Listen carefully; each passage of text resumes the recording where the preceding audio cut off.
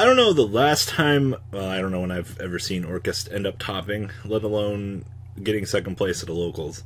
Yeah, I know, it's almost pathetic when I say it that way, but it's not what we're here for. King of Barr got second place locals, losing out to Praying Kids.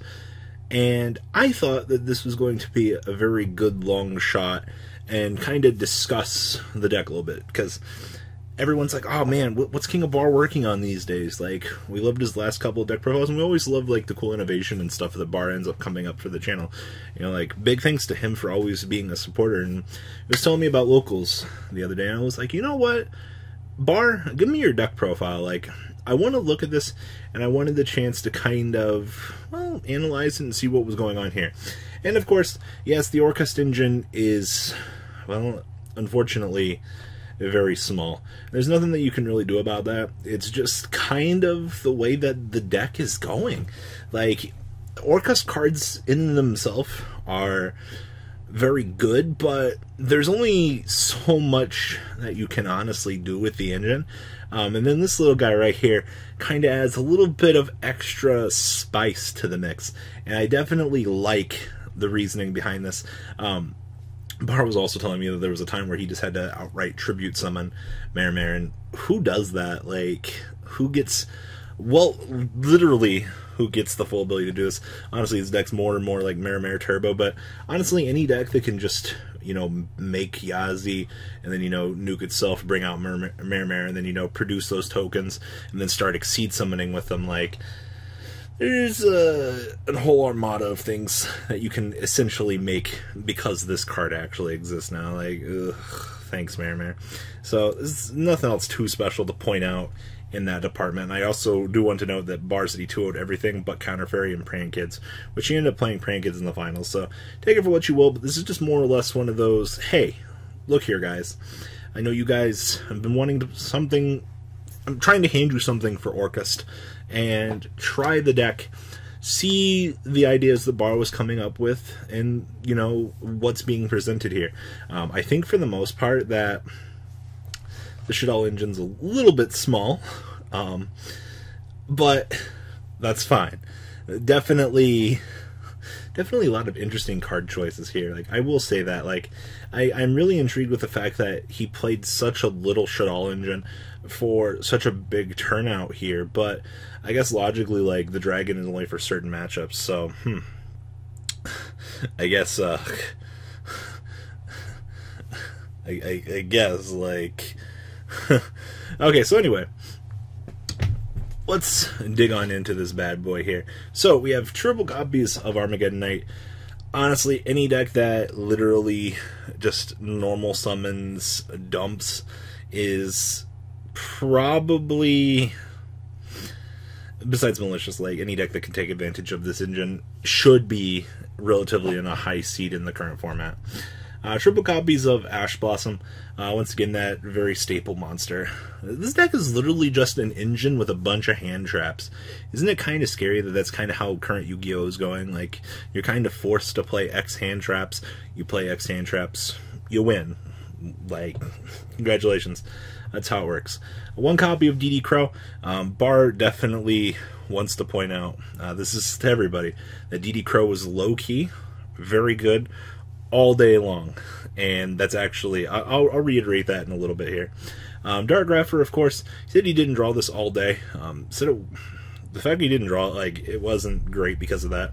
One copy of Destrudo, make Yazi. Of course, we have 2 copies of Prankatops. We've talked about in the past, honestly, kind of the power of Prankatops.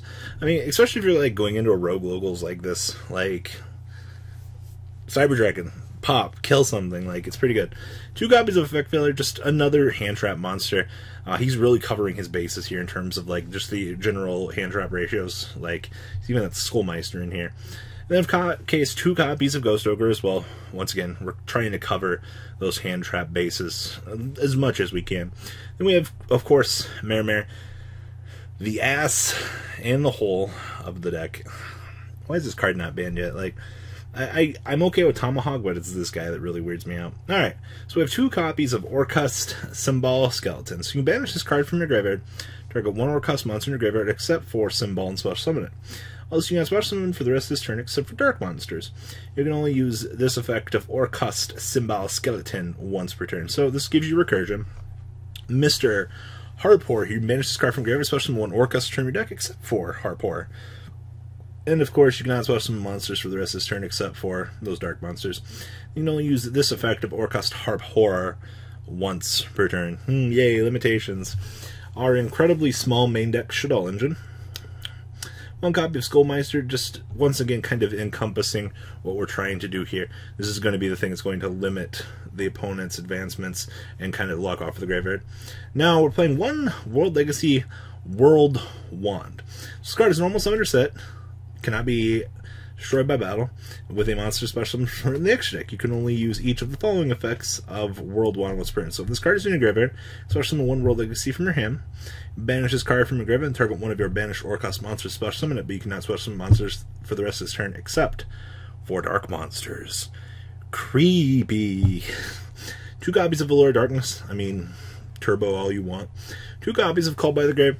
We're still a combo deck. We still want to make sure that our plays are going off, so honestly, no real shocker here. 1 Foolish Burial, I mean, dumping these guys is pretty good. And then 1 copy of the big old badass Monster Reborn. Topping this for wins is pretty good. And of course, 1 Orchestrated Babble. You can activate the effects of Orcust monsters in your graveyard, or link monsters you control with Orcust in the original card name as quick effects. During your main phase, if this card is in graveyard, except the turn it was sent there, you can send 1 card from your hand to the graveyard. We get to recur this back. Yay! And then, of course, 1 copy of Orchestrated Return. Send 1 World Legacy or Orcust from your hand or face up on the field of the graveyard to draw 2 cards. And then, of course, they limited it to once per turn. Sad face. 1 copy of Rhoda. Triple copies of Shaddoll Fusion. Once again, extender powers go. 1 copy of World Legacy Succession. This is going to be the thing that's going to be acting as your Monster Reborn next to your Monster Reborn. And then triple copies of Infinite Impermanence here, kind of wrapping up the main deck. Now the extra deck down here is going to be everything that's going to kind of take advantage of all of the engines in the deck. So we have 1 Underclock Man, 1 Triple Burst, 1 Topological Bomber Dragon, Summon Sork, 1 Saruja, 1 Orchestron, so it's 2+ effect monsters including an Orcust monster. This linked card cannot be destroyed by battle card effects. You can target 3 of your banished machine monsters, shuffle them into the deck, and if you do, the attack of any linked monsters your opponent currently controls go to 0 and their effects get blanked. Then of course we have a Long Risu, it's 2 effect monsters including an Orcust monster. This link card cannot be destroyed by card effects. Target up to 2 of your banished machine monsters, shuffle them into your deck, and then send 1 link monster from your opponent's field to the graveyard. And this card cannot attack the turn you activate this effect. I don't know why they had to put that stipulation, but I guess I get it. Then, of course, 1 link Karibo, 1 link Spider, 1 Unicron, 1 of the Gatalia, so it's 2 effect monsters, including an Orcust. This linked card cannot be destroyed by battle. You can target 1 of your banished machine monsters, shuffle into the deck, and then you set 1 Orcust Spawn Trap card directly from your deck. That's pretty cool. And then 1 Boral Sword Dragon for those OTK generators, 1 copy of Yazi, 1 Winda, and 1 Mega Fleet. Side deck we have triple Cyber Dragon for Mega Fleet, triple Hatronade for those very annoying back row matchups, 2 copies of Mind Control, 1 Orchestrated Einzat. Now I know a lot of people do like this, but Barr said that like it just wasn't doing it for him. So if your opponent normal summons or special summons a monster except during damage step, you take 1 Orcust or World Legacy from your hand or deck and either send it to the graveyard or banish it. He was just kind of talking about like it's a good card, but like it doesn't do enough progressively for the deck. And then of course triple Twin Twisters and triple Evenly Matched. So here's Barr's little report very quickly. So he said, I 2-0'd everything but Counterfeit and Prank Kits. Apparently Solemn Judgment is a bitch, and I need to open an extender, aka Shaddoll Fusion, against Prank Kids. In the last game I tried to go first, and would have worked, but he opened evenly to out the Bomber Lock. In retrospect, I would value Shaddoll Fusion more in that matchup, and I would probably play Bell in some number. Crow is low-key insane every time I saw it. And then, one of the things about this deck is the raw... is that you raw so much with... you draw Mare so much that the combo is actually just insane. But some people think to bring in Droll, which doesn't stop you from going for game. So if you get to the Mare combo, you know, it doesn't stop you from effectively just killing your opponent. I think that's something kind of important. Like, no matter what you look at this deck, though, like, the fact that Mare exists and the fact that, like, combo centrically, like this card just blows out game by itself. Like you could just call this Mare Turbo and it'll be the same thing. But we have Orcust, aka a very dark deck for you guys. So guys, what do you think about Barr's deck? Now, just trying to spark up some genuine discussion points here, and we'll see what you guys think. Please, comment down below, tell me what you guys think, and well guys, I'm out. The ride never, well, truly ends. Thank you, patrons. Without you guys, I don't know what I'd be wearing in these videos. I might be a truffle shuffle incident all over again.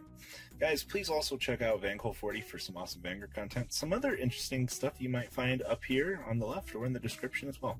Thanks for watching.